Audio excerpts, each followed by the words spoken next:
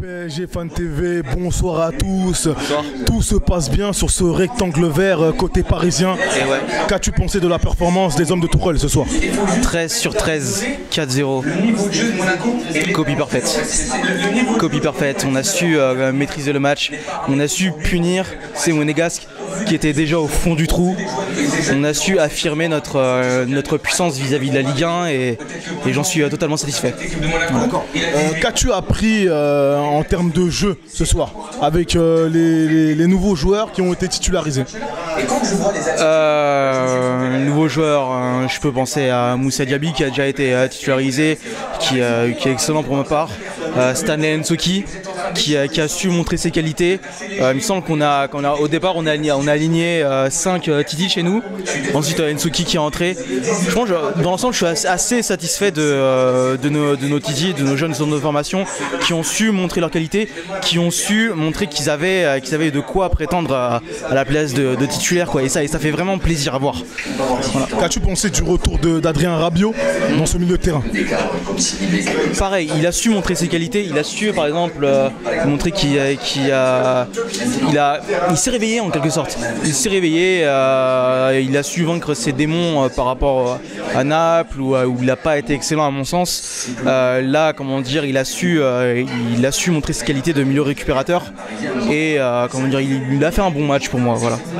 Est-ce que tu penses que ce milieu de terrain finalement devient un casse-tête pour Tourelle où Draxler a pris sa place accompagné de Verratti? Oui, en fait, Draxler apparaît comme une solution miracle à ce casse-tête. Même si il nous faut un 6, il nous faut toujours un 6, on a besoin d'un 6.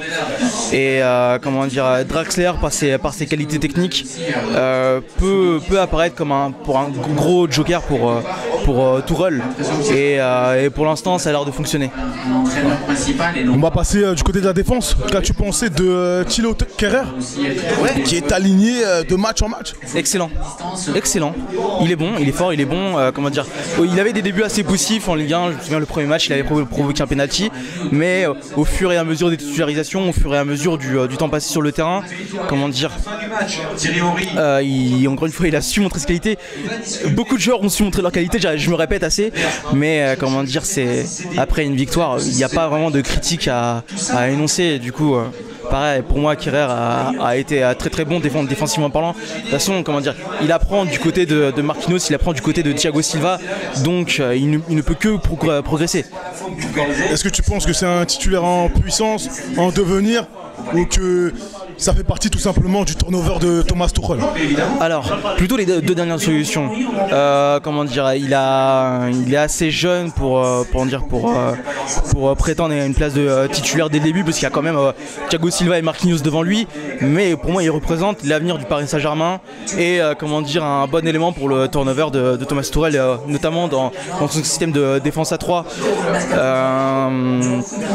C'est tout ce que j'avais à dire. Voilà. C'est très bien. Dernier élément de cette interview. Oui. Quel a été ton meilleur parisien ce soir? Mon meilleur parisien, Neymar. Il a su montrer toutes ses qualités techniques.